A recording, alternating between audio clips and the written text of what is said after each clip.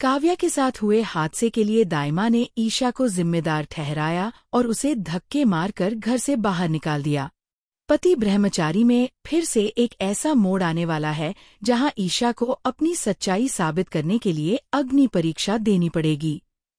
जी हां दोस्तों, बिया ने इस बार एक ऐसी चाल चली है जिसमें ईशा बुरी तरह फंसकर रह जाएगी।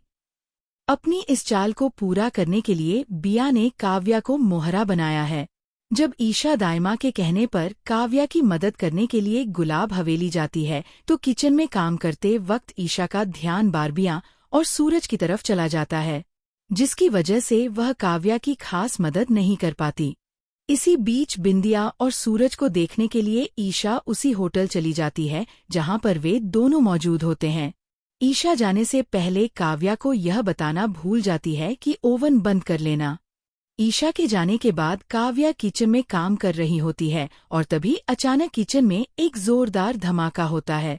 इस धमाके की आग में काव्या बुरी तरह झुलस जाती है।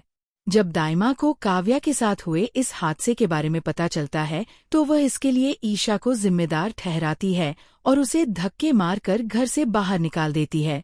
वहीं सूरज भी ईशा का साथ देने से इनकार कर देता है क्योंकि उसे भी यही लगता है कि इन सब के लिए ईशा ही जिम्मेदार। आने वाले एपिसोड में सूरज की जिंदगी एक बार फिर उथल-पुथल से भरने वाली है क्योंकि विंध्या सूरज के ब्रह्मचर्य व्रत को तोड़ने के इरादे से एक खतरनाक खेल रच चुकी है और ईशा इस खेल को समझकर हर कदम पर सूरज के साथ मजबूती से खड़ी नजर आती है। ईशा की चालाकी के कारण सूरज स्विट्जरलैंड जाने से बच जाता है और विंध्या की पहली साजिश वहीं कमजोर पड़ जाती है। विंध्या गुलाब सिंह को गुमराह कर दूसरे होटल में रुकने का फैसला करती है ताकि सूरज को अकेला पाकर अपने जाल में फंसा सके। बंधिया ईशा को घर के कामों में उलझाने की कोशिश करती है, लेकिन ईशा को हालात की गंभीरता का अंदाजा हो जाता है और ईशा किसी भी कीमत पर पीछे हटने को तैयार नहीं होती। विंध्या हालात को अपने पक्ष में मोड़ने के लिए होटल के कमरे में आग लगाकर सूरज को फंसाने की कोशिश करती है, लेकिन किस्मत इस बार ईशा के साथ खड़ी होती है। ईशा की समझदारी से साजिश उल्टी पड़ जाती है और बंध्या का सच सबके सामने आने लगता है।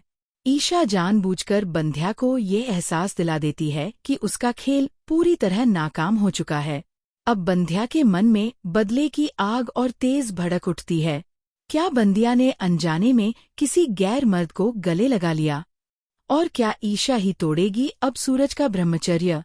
जी हाँ, सीरियल पति ब्रह्मचारी में आने वाला है एक ऐसा भयानक तूफान जिसे देखकर बंध्या के पैरों तले जमीन खिसक जाएगी। आखिर ईशा ने स्विट्जरलैंड की वादियों में कैसे बिछाया अपनी जीत का जाल? चलिए आपको बताते हैं। बिया को लगा था कि स्विट्जरलैंड के अंधेरे कमरे में वह गिरने का नाटक करेगी और सूरज उसे बाहों में थाम लेगा जिससे उसका ब्रह्मचर्य टूट जाएगा। लेकिन यहाँ ईशा ब्या से 4 कदम आगे निकली। ईशा ने सूरज की जगह अपने एक बॉडीगार्ड को सूरज की जैकेट पहनाकर खड़ा कर दिया। बिंदिया ने जैसे ही आई लव यू कहते हुए उस शख्स को गले लगाया तभी लाइट जल गई। सामने सूरज और ईशा को देखकर ब्या के होश उड़ गए।